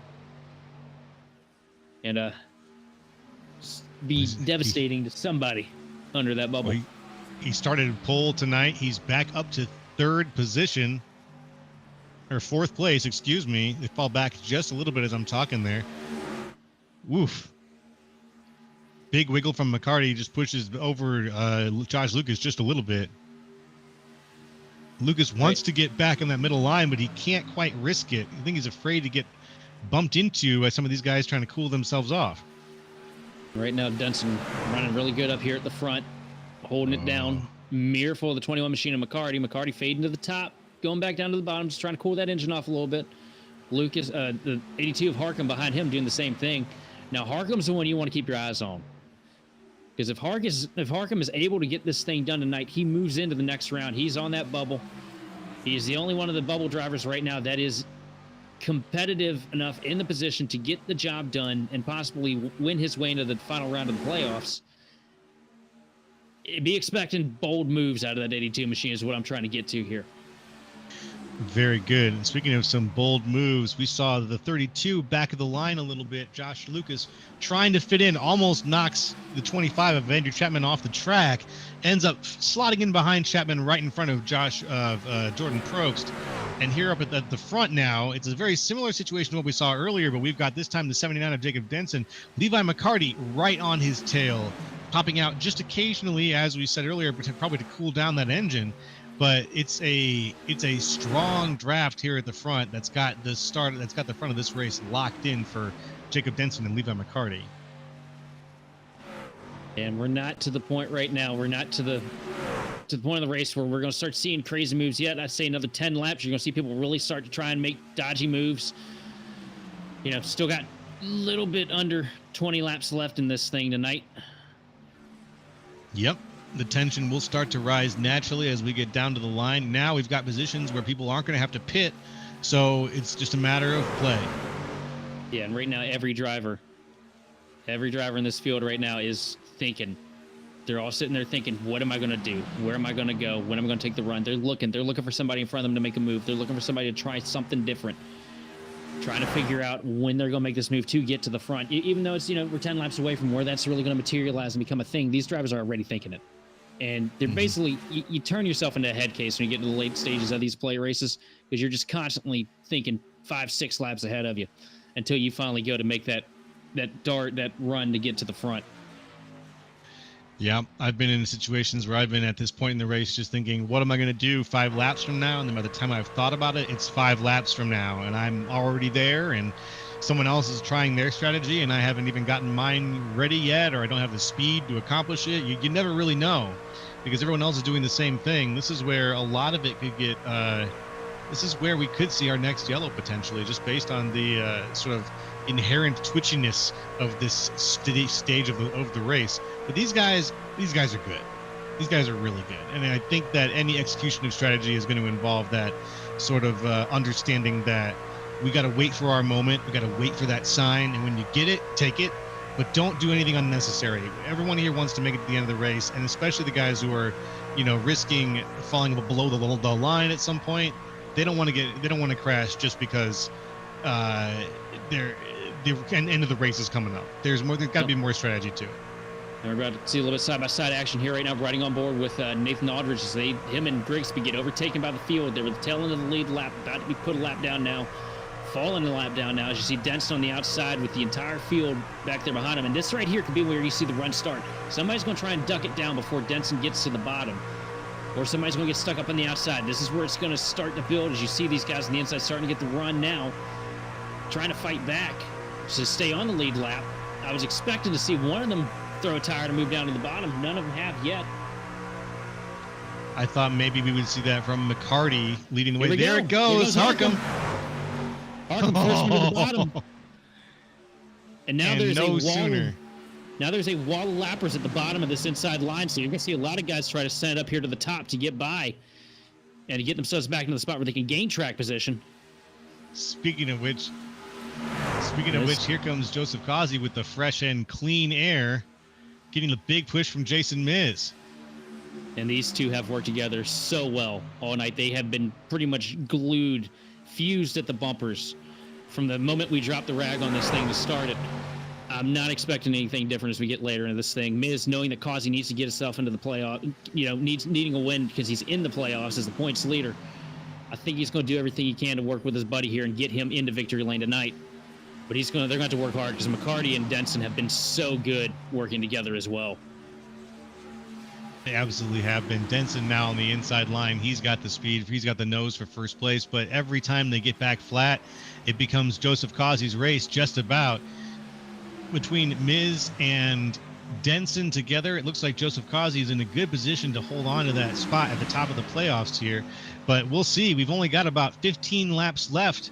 About 13 laps left, here in tonight's race at Daytona. Everybody's too wide in the situation. There's some lap cars up in the mix. It's pretty exciting. And if there's one guy sweating right now, it is that 32 machine of Joshua Lucas. Last car in the bubble. You see Harcum up there on the lead lap, third place on the inside line, knowing that he has an opportunity to strike to win this thing. And if he wins this thing, it's going to knock the 32 machine out of the playoffs. Oh, there goes Aaron K. A little bit of a shakeup on the outside there. Yep. Aaron K. smartly getting out of traffic entirely, just risking a little bit, getting below that yellow line, but only to go backwards, so it should be all good to go. He falls back and lets everybody have that lead lap. Also mixed in, though, are a few cars that are not on the lead lap. Just pushing everybody toward the front. Big run out of Kazi now. Kazi and Miz. Miz almost getting a car length just a little bit on Denson. Not enough, though. They're going to take it high and outside. And back down to the middle. And this is where it's about to start ramping up. Oh, you see McCarty diving it down. We got pitters. They're coming down, getting some more fuel, enough to make it to the end. Yep, we got some last-minute pitters here with 12 laps to go. Still on the road, though. That's Joseph Kazi and Jason Miz up at the front of the group. Andrew Chapman is still mixed in there. You see we got the 514 of Nathan Aldrich and the 5 car of Derek Grigsby also in that group at the front. Grigsby and Aldrich, they're actually a lap behind. Chapman on the outside. Passing Aldrich. Side by side with Grigsby now.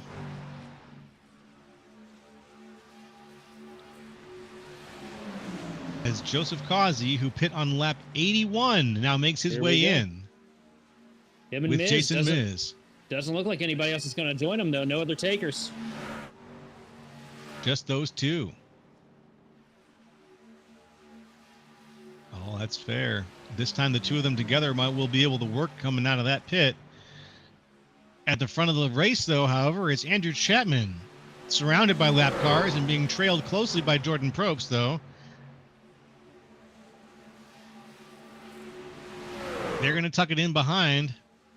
These guys in front of them, Aldrich and Grigsby, just said, let us know when you guys want to go. We'll come in with you, which is a huge, huge advantage to Probst and Chapman because they're going to have help. They're going to have a full pack of cars once they come in and come out. With 10 laps to go here tonight at Daytona, Chapman makes the move and did not tell the rest of the crew. Aldrich makes it. Probst with all the help in the world, though. That's right. Aldrich made it in, though. Probst is still out there. That's the 91. Joseph Causey is out there still, too.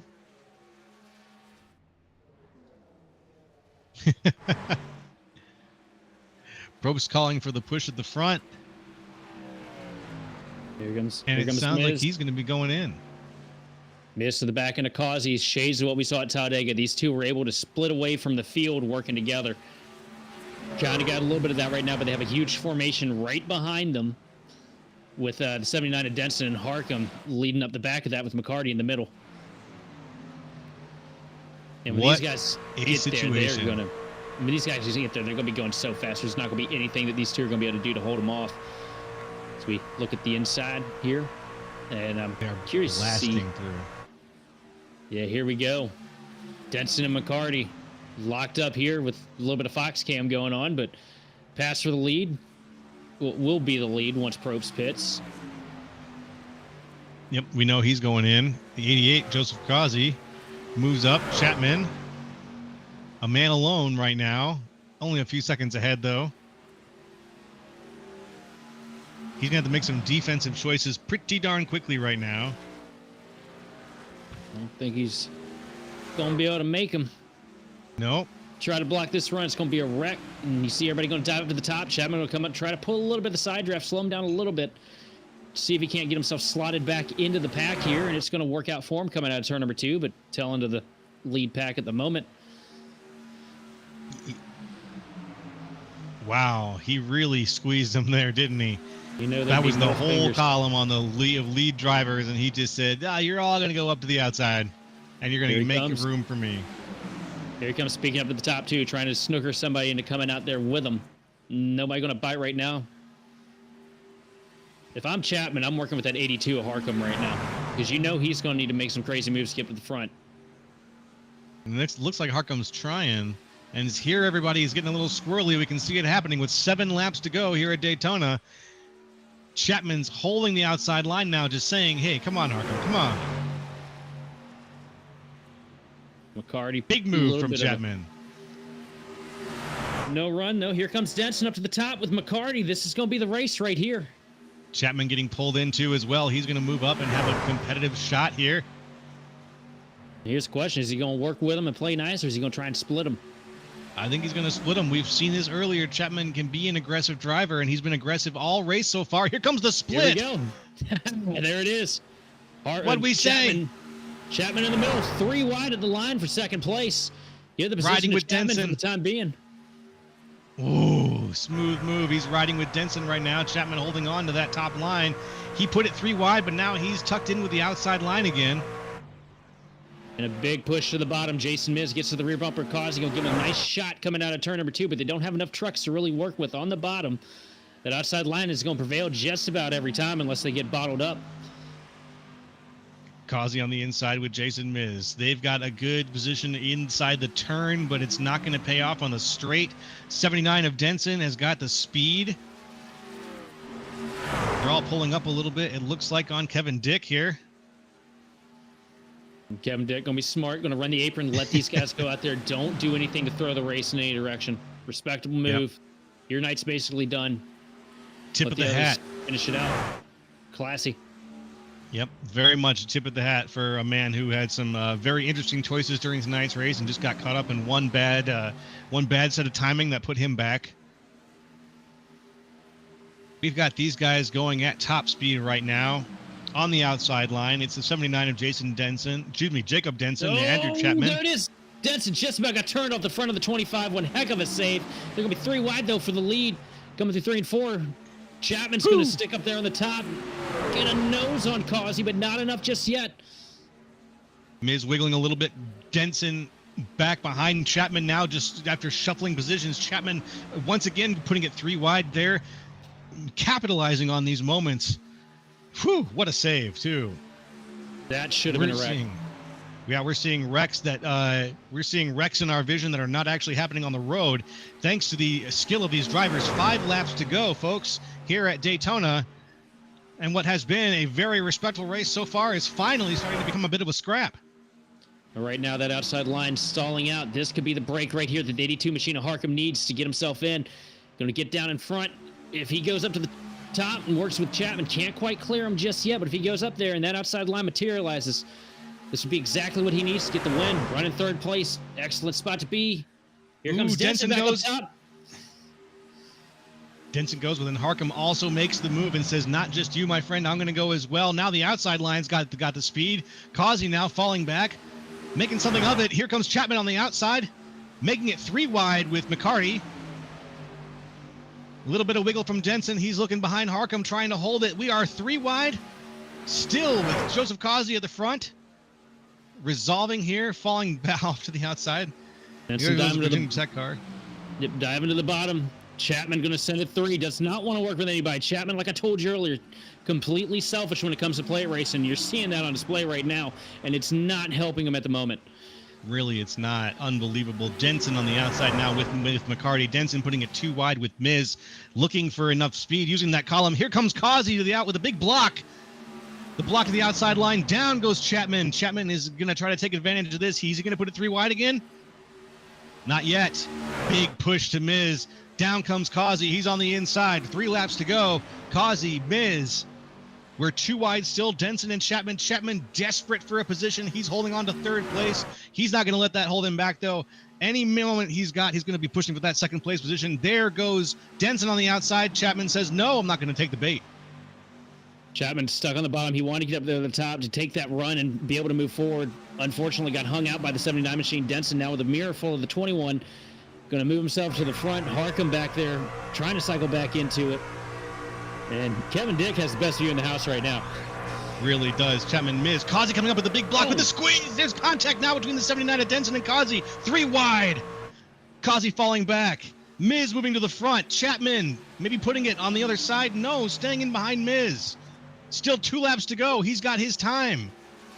He's waiting for his moment now. Chapman, as Causey falls back a few places. Another impressive save by these guys, and this right here, it's going to shape up to be a real slugfest as we get ready to take the white flag. Anybody right now has an opportunity for this. You know Chapman's not going to hook up and stay hooked up with that 7 machine of Miz. He's just going to push him out there and try to do something with him once we get out of turn 2. And that's going to open the door for about 4 or 5 guys to win this thing. Absolutely. All right. We've seen the 32 on the outside. He'd made room for everybody. Here it comes. Chapman is going to make his move in a second. If not, Harkham's going to make it first. Harkham to the outside. Chapman says no with a block to the outside. Harkham pushing Chapman. Chapman in the front. Harkham into the wall. He's backwards. Harkham saves it. He's still up. We don't have a great yellow flag, folks. Still driving. Contact. Chapman throwing sparks. He's into McCarty. 3 wide now. McCarty with Causey. Chapman and Miz at the front.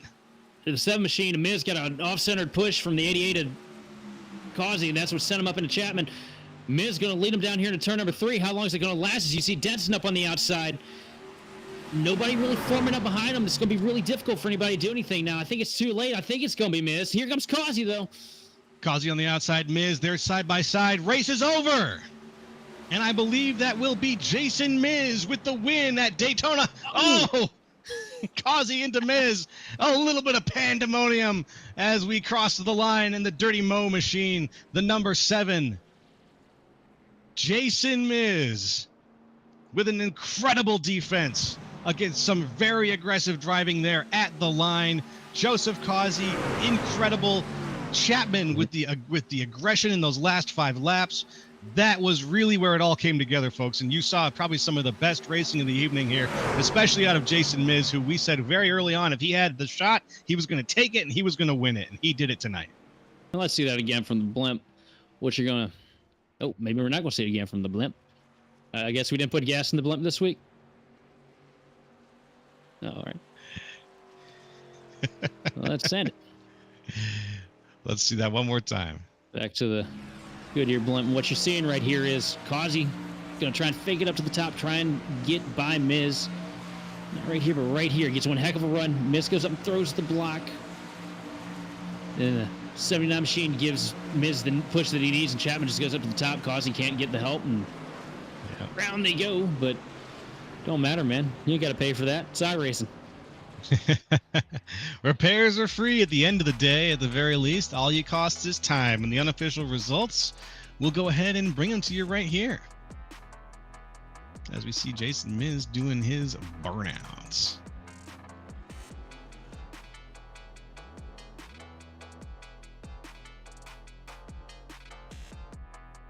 All right, that was 107 at Daytona. And in first place tonight, Jason Miz. Second place, Joseph Causey. Third, Andrew Chapman. Fourth, Jacob Denson. Fifth, Levi McCarty. Sixth, Charlie Harcum. Seventh, Jordan Probst. Eighth, Kevin Dick. Ninth, Derek Grigsby. And 10th place, Nathan Aldrich. 11th place, you got Joshua Lucas, followed by Scott Phelps in 12th. 13th, it's going to be Aaron Kay. And rounding out the field in 14th, it's going to be James Kerr. 14 cars up, 14 cars down. Everybody made it across the line tonight. Very exciting stuff, folks. And in a little bit, we'll be able to take it to some of the top 3 for an interview here. Let's go ahead and we're going to just take a really quick commercial break, though, first, and we'll be right back with those interviews. Stay tuned.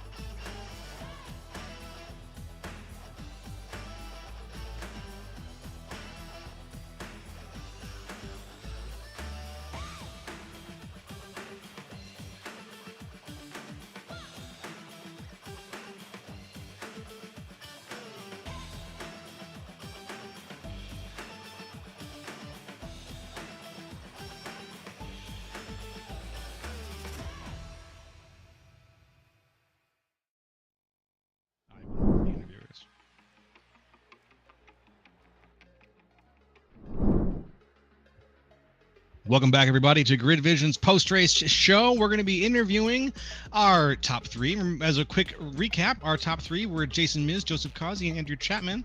So we're going to start with Andrew Chapman. Andrew, how are you tonight? You can hear me? Yes, we can. Can you hear us? Yes, I can. Ah, very good. Congratulations on a third place finish. And what a race out of you tonight. Absolutely some of the best aggressive racing that we've seen here at Daytona in these long stretches. You found every opportunity and you took it. Was that your overall strategy this evening? Just aggressive racing? I love being aggressive at the plate tracks. They're some of the most fun. So I think there was only one green flag run there where I was trying to save just to see if I can eliminate a pit stop, but it wasn't going to happen. So yeah, aggressive all night. That's a short field, so I wanted to go out there and lead every lap, but didn't happen like that. Aggressive but very clean again, and we love to see it. Here, tell us a little bit about how you felt at the last couple of laps there. You were really pushing toward first place. What went through your head during the last couple of spins? I'm one of those that I like to be the leader on the last lap and protect. I don't want to have to try to make my way through the field. So I thought I made the right move going into one on the last lap to get the lead, and they crashed right behind me. And I was like, well, I don't have any help anymore. And then shout out to Kevin Dick, gave me a huge push down the back stretch and pushed me back into it all the way up to, well, we have 3 wide at the line for the win. And he got me back in third. Yeah. So huge shout out to him. I owe him one. All right. Yeah. Very, very impressive finish overall. Is there anybody that you would like to shout out to or give us a thanks out to? Just everyone behind the scenes that runs this on Thursday nights, and hopefully we can get everyone back together for next season and do another season. All righty. Well, thank you very much for your time tonight. Congratulations on your third place finish, and we look forward to seeing some more of you later. Thanks. See you guys next week. All right. Take care. All right. I will move up our second place finisher, Joseph Causey, and we'll get an interview from Sheldon Adkins. Here we go. Joseph, man, good performance tonight. Nice second place. Looking great in the playoffs. And couldn't help but notice, man, you and Jason Miz, y'all were locked in. Might as well, conjoin y'all at this point, huh? Heck yeah. We had a little miscue right there at the exit of pit road. I was hoping me and Miz could get a little gap and separate ourselves from Denson and all that. We were so close. We entered good. We pitted in good. Just when we came out the exit, Miz came up. He didn't have no traction, and I was running at 60. If I didn't slam on the brakes, I would have killed both of us. So it was a nice recovery. We stayed in front. We pretty much executed what we wanted to exactly do, was stay in front and be in front. And then we got up front, we got the track position, and then I tried to throw my blocks here and there, messed up on that one, and then I had Miz right there at the end, and then he got that bump, and then that was all she wrote. Well, man, I can't help but feel a sense of deja vu from Talladega when you, Miz, and Cher were just completely locked and committed the entire race, working together, and then got an unfortunate caution at the end, and can't remember who exactly that one went to, but it didn't go to either one of y'all three. So yeah, I bet it feels great to actually get it to stick and stick to the plan and get it done tonight. Yeah, it worked out very well. We were alternating on tires. I think our first pit stop, we didn't take no tires on the very first pit stop, and then after that, every pit stop we went with lefts, rights, and we just went back and forth switching tires. And that last pit stop you seen us take was only a splash and go, and we executed it and made it happen. Well, man, the Dell Junior fan club looked good out there tonight. Who all do you want to thank for this performance? Man, thanks, Miz, for sticking with me during that whole race. Thanks to everybody that come out and race. Try to get some more people. It sucks we don't have more people. I thought the racing was great at the end. You couldn't ask for a better Daytona finish than that right there. And we just don't have the people to show for it. I wish we did, because we put on great shows. I feel like, but I like to thank Haproon, Colitis Awareness, freaking the men's mental health awareness, Autism Speaks, Real Assist, Haproon Designs, Aquatic Express, Realty Exclusive Saskatoon. I thank all those guys for coming on board, for the sponsorships for this league. And good job, the Miz, man. He deserved it. Man, I gotta agree. You guys have been one of the highlights of my week every week covering this series. You guys have put on a great performance every week, and I do hope that you guys can find some more numbers. But y'all have been great this season. And go ahead, have yourself a nice celebration tonight, man. Yes, sir. Thank you. Thank you, buddy. Okie dokie. And with that, we're going to talk to our first place finisher, Jason Miz. Good evening, Jason. Can you hear us? Yes, I can. Can you hear me? I can, and congratulations on your first place finish tonight. Oh, thank you. Thank you. That was an awesome finish. Really an incredible race. As you just heard, you might have just heard from Joseph Causey. As he said, it was some of the best Daytona finish you could expect out of racing, and I honestly think so. You did an amazing job holding on to that first place amidst all the blocking going on. But let's talk a little bit about the beginning of the race. You were the pole sitter, and you were one of the first to say, "Nuh-uh, I'm backing out of this situation" early on in the race. Can you tell us, what did you see there that you just thought, maybe now is not my time? I just saw some bumping, a little, I guess, bad bumps I'd call them, and a little squirreliness out the front too on the top side. So, and it was a long race, so I figured I'd go back and just hang in the back and see what we could do. And then, Well, it looks like it definitely paid off. oh, absolutely. Because 10 laps later, I think they ended up and wadded them up. Yep. And our one and only yellow flag, a wreck of the race. Later on in the race, you were there was a lot of different fuel strategies going on. Can you tell us a little bit about what was going through your mind in terms of fuel and maybe toward the latter half of the race? Ozzy and I were actually trying to cut a pit stop out. That's why, through the about third quarters of the race, we were just hanging out in the back. But people started pitting, so we knew we weren't going to be able to do it. So we changed on the fly and said we're going for it from here on out, and didn't lift. Didn't lift at all. And Causey was throwing some pretty impressive blocks there at the end, but you still managed to hold on to that first place finish. So it was really an incredible race, and I just want to congratulate you again on holding on to it amidst all the chaos there at the end. Is there anybody that you would like to give a shout out to or a thank tonight? Definitely have to thank all the sponsors. Without them, it isn't possible. Jordan Berry, that man does so much for this league behind the scenes that nobody sees or knows about. We can't thank him enough, and appreciate you guys, definitely. Without you guys, nobody would even know what we're doing. So you guys keep it entertaining all week, and definitely have to shout out Causey, because without him, he had to wait up for me on one of the pit stops a little bit. So without him, I would have been nowhere in sight. So. All right. Well, thank you very much for your time tonight. Congratulations on the win, and good luck on the rest of your racing. Appreciate you. Thank you, guys. Hope to be getting interviewed again next week. Yeah, we hope to see you. Take care. All right, later. And that's going to wrap things up for tonight's broadcast. Sheldon, what are your last thoughts on tonight's race? One caution at Daytona.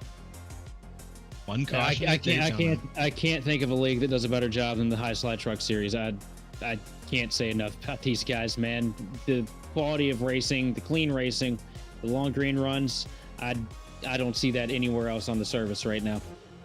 And it was really impressive stuff. I got to agree with that. Is moments we thought were going to be wrecks were not wrecks. Moments that we thought were going to be quiet suddenly were punctuated with action. It was pretty exciting stuff. So let's take a moment and have a little look-see at the schedule. Today is Thursday. You're talking to us on the Daytona part of this schedule. Tomorrow, we've got the Ryco Performance Friday Night Top Split. That's Bristol. All kinds of fun there. And then on Saturday, we're going to be calling the Major Series from Brands Hatch. So we've got a couple more races left this week. It's going to be a good week for racing. And tonight was definitely a good example of that.